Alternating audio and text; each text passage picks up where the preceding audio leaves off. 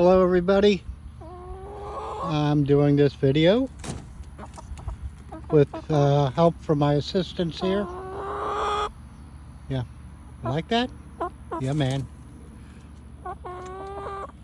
Hello. Anyway, what I'm showing you is what I did with their food and water. I went down to the local hardware store, got some S-hooks and some chain, wrapped around the support, and now for the food is elevated off the ground where they're not going to be making a mess with dirt all the time. Oh, come on guys, stop complaining at me.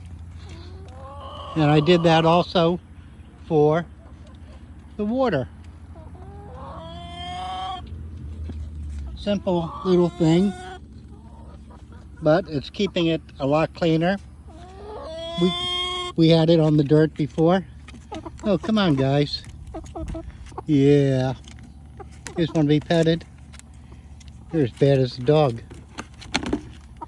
Okay, anyway, that's a simple little thing to just help keep your chicken feed and water cleaner, because I gotta tell you, these little suckers are really messy and getting their dirt all over the place.